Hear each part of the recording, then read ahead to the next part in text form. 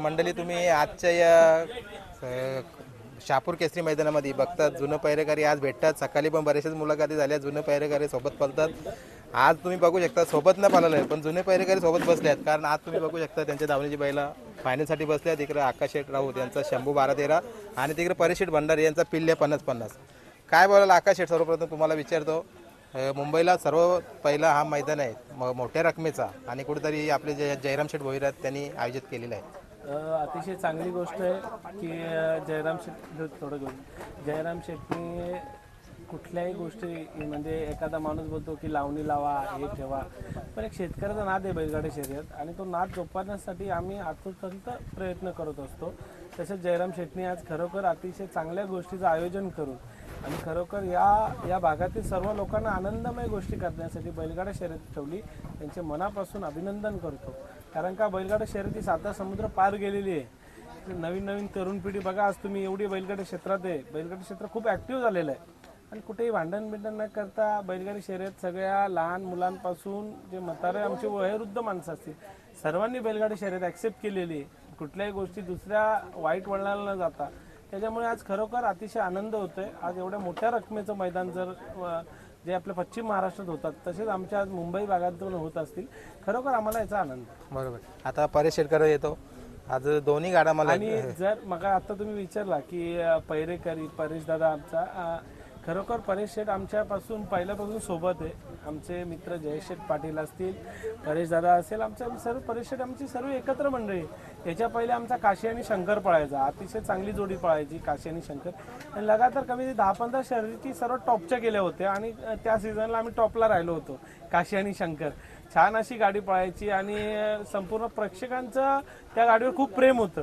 पण खरोखर आज जरी शंकर असेल पण काशी आपल्यात नाही आहे, पण शंकर सुद्धा आजही चांगला पोहतो. बरोबर. आता परेश शेठ बघा, पैरेकरी जुनी एक जोडी पळायची एक दादानी आठवण सांगितली. आता फायनलला तुम्ही एकामेकाच्या विरोधात पळतात, कारण का हा खेळच तसा आहे 3 फेऱ्याचा. जरी किती आपला सोबत पळालो ना तर या 3 फेऱ्याच्या मैदानामध्ये भेट होते, म्हणजे मैत्रीची भेट. आकाशने बिन शर्यत जिंकली तरी मला आनंद खूप आहे. त्याने जिंकली ना मी काय जिंकली तर आम्ही एकच आहे, आनंदातच आहे सर्व. गुलाला तर आहे, यालाच महत्व आहे. बरोबर, म्हणजे महत्वाचा गुलाल आहे. आणि कसं वाटतंय आपल्या मुंबईमध्ये बघा, तुम्ही मला वाटतं सर्वप्रथम मुंबईला 3 फेऱ्याचा मैदान झाला तो मान तुमच्याकडे आहेत, पण आता ओपनच्या मैदानामध्ये तुम्ही वासरानं घेऊन पळतात, कुठेतरी एक धाडस करण्याची गोष्ट आहे. काय बोलाल? मी वासरच घेऊन पळतो, म्हणजे आदात असल्यावर ओपन असो काय असो, पण बिंदास मी खेळतो. हारजीत होतो, हार झाल्याशिवाय जरा मजा येत नाही. हार झाली तर समजतो पुढे कसं काय करायचं ना काय करायचं. काही काहींना हार सहन होत नाही, हार झालीच पाहिजे आपल्याला. हार जीत पुढे खेळलाच ना माणसाला तेव्हा समजतो बाबा काय आपले मागे आहे, पुढे कोण आहे, मागे कोण आहे. हार असल्यावर थोडी मजा पण येतो मला. बरोबर. आता वासरांनी चांगलीच गती लावलेली आहे, काय बोलाल त्याविषयी? वासरं तर खूप सुंदर पळतात, 3 वासरं माझी आहेत, चांगलीच पळतात. बरोबर. पण असते आपण पुढे जाऊ. बरोबर. आता आकाश तुमच्याकडे येतो, सर्वांच्या प्रेक्षकांच्या झाल्या भावना आता जोडून झाल्यात की कुठेतरी आज पुन्हा आकाश 1 नंबर करतात. काय बोलाल? बघा आता प्रेक्षकाची चर्चा चालू आहे का, माझा प्रश्न नाही. त्यांचं प्रेम आहे शंभूवर आणि खरोखर प्रेक्षकांचं जेवढं प्रेम आहे शंभूवर, तो शंभू त्यांचं जे प्रेक्षकांचं मन आहे माझ्यापेक्षा जे प्रेक्षक त्याचे जे मित्रमंडळी म्हणजे त्याच्यावर जे प्रेम करणार आहेत त्यांचं पहिले ऐकल आणि खरोखर आज त्यांना पुन्हा एकदा नंबर मिळून देईल मला तर असं वाटतो. मला जरी गुलाल जरी मिळाला, गुलाला प्राप्त झाले, मला याच्यामध्येच आनंद आहे. पण प्रेक्षकांची इच्छा आहे तर 100% शंभू त्यांच्यासाठी. बरोबर. आता परेश तुम्ही काय बोलाल? बघा आपल्या एखाद्या नंदीला जर प्रेक्षक आता तुमचा पण वर्धन ज्या वेळेला पळायचा ना, मला वाटतं बिंजोरला कुठल्याही मैदानामध्ये आला की आज हा नाव डावीला पळेल आणि A1 जोडी पळेल महबूब आणि वर्धन पळायचा. बघा तसंच मला वाटतं पुन्हा नावारूपाला येतात तुम्ही. आता बघूया, सर्वांचा आशीर्वाद असला तरी येऊ आपण, पण सुरुवात केलेली आहे आपण. असते पुढे असंच जाऊ. परेश शेठचा मी तुम्हाला एक गोष्ट सांगतो, एकदम बिचारा एकदम प्रेमळ स्वभावाचा आहे परेश शेठ. सगळ्यांशी हसून खेळून राहणारा माणूस आहे. त्याच्यामुळे त्या माणसाच्या घरी बैल नंदी लागतात. कारण का असं कोणाच्या पण घरी नंदी लागत नाही. करोडपती लोक आहेत बैलगाडी शर्यती क्षेत्रात, पण किती पण लाखाचा करोडोचा बैल घेतला तर लागत नाही. पण एक परेश शेठ आता तो जो वासरू वाईट मगाशी परेश शेठने 80,000ला घेतला, पण किती पळतोय आज. 80,000चा बैल 80 लाखाला लाजवेल एवढा तो पळतोय आणि खूप चांगला असा स्पीड आहे त्याला आणि खरोखर परेश शेठचं नाव करेल. बरोबर. परेश शेठ ड्रायव्हर विषयी काय बोलाल? जेव्हा आपल्याला कुठला एखादा ड्रायव्हर फायनलचा गुलालासाठी पात्र करतो ना, म्हणजे आपल्या भावना काय की ड्रायव्हर आपण कसा विश्वास करावा? ड्रायव्हरांना सर्वांना मी बसवेल गाडीवर, त्याच्यावर सर्वांना विश्वास ठेवतो. विश्वास नाही ठेवला तर त्यांना आपण बसून फायदा काय? त्यांच्यावर विश्वास ठेवलाच पाहिजे. त्याही गाडी पळवली तरच पळणार ना बैल. बरोबर आहे. बैल बिन पळाली पाहिजे, तेव्हाच गाडी पिन ड्रायव्हरला पळवता यावं. बरोबर. पाठीमागं उभा असलेला एक नामवंत सुट्टी मेकर बघा, त्याची तर चर्चा व्हायलाच पाहिजे. कारण आज मला वाटतं तुम्ही दोन्ही गाडा मला घेत ना, दोघांची बैल पण तर सोडतात भाऊ, काय बोला? तो आमचा भाऊ आहे मोठा, त्याच्याकडून आदर्श घेण्यासारखा माणूस आहे. कारण का माझ्या वडिलांपासून मी केशवदादाला बघतोय. आमचे मित्र जुने दिगंबर शेठ असतील, आमचे माणिक शेठ बाबू पाटील वाघबिलचे असतील, पहिल्यापासून केशवदादा त्यांचा साथीदार आहे आणि आजही सुद्धा आमच्या सोबत आहे. कारण तेव्हा पण होता आणि आजही सुद्धा आहे. मागच्या काळात काशीला पण तोच सोडायचा.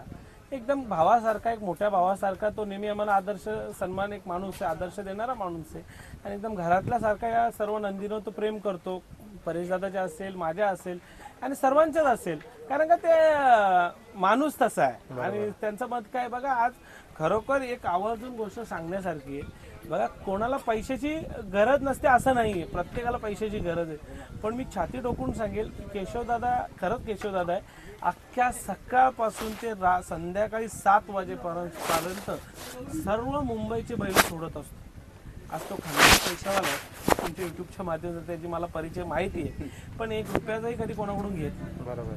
पाणी पण कोणाचं पित नाही. बरोबर. स्वतः लोकांना पाणी पाजतो. पण कधी असा माणूस लागेल बघा. सर्वच जण चांगली आहेत, जेवढे सुट्टी मेकर आहेत सर्व चांगले आहेत, मुख्य नंदीवर प्रेम करतात, त्यांना आपण जे देतो ते घेतात.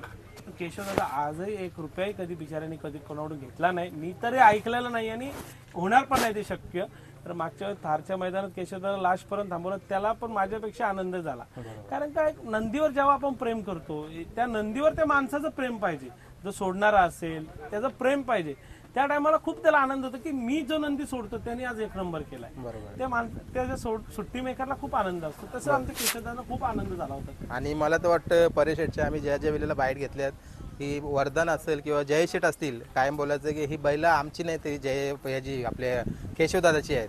बघा म्हणजे काय बोलाल परेशेट, तुम्ही पण 2 शब्द सांगा केशवदादाबद्दल. केशवदादा बोलू तेवढा कमीच आहे ना. त्यांना मी सांगतो तुम्हाला कुठली बैल ही तुमचीच आहे, माझी तर बैल नाही. मी सरळ सांगतो त्यांच्याशिवाय मी पहिला फोन करीन. मी जात पण नाही. कधी कधी त्यांच्यावर विश्वासावर सगळ्या गोष्टी चालतात, तेच करतात ना. ते सुट्टी मेकर मगून बोलतात पण ते आमच्या घरचेच आहेत, आमचे भाऊच आहे. बरोबर आहे. आणि कुठेतरी आपलं नाव पण टिकून ठेवलं आहे. कारण बघा आजपर्यंत कुठलाही गालबोट नाही लागला त्यांच्यावर. आणि कुठेतरी कुठल्याही पण अडचणी असल्या ना, तुम्ही गाडा मालक सर्व उभे पण राहतात त्याच्यासाठी.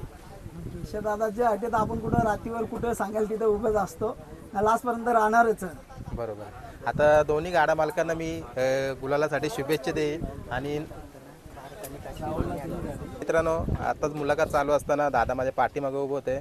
जुन्या गाड्या ज्या पण पळायच्या ना त्या कुठेतरी आठवणीत येऊ द्या. तुमच्या माध्यमातून अजून तुम्ही एक गाडी बघितलेली काशीसोबत भारत पळायचा, तिची थोडीशी माहिती सांगा.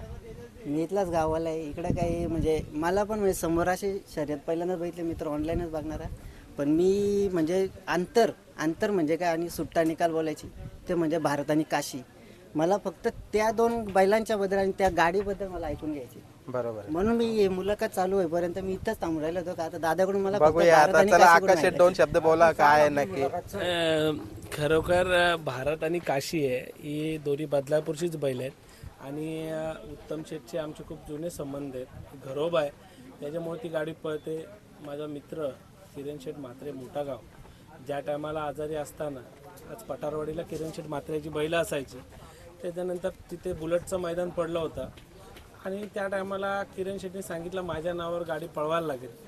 एक माझ्या मित्राची जर कुठेतरी मोठपणा होत असेल आणि कुठेतरी माझ्या मित्राला 4 लोक जर ओळखतील आणि त्याचा जर जो हट्ट असेल तो पुरा आपलं करणं त्याचं हे असतं.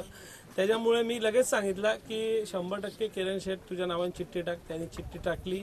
उत्तम शेठला फोन केला. एका शब्दावर तो पैरा आमचा जुळला आणि अतिशय चांगली गाडी पळाली भारत आणि काशी.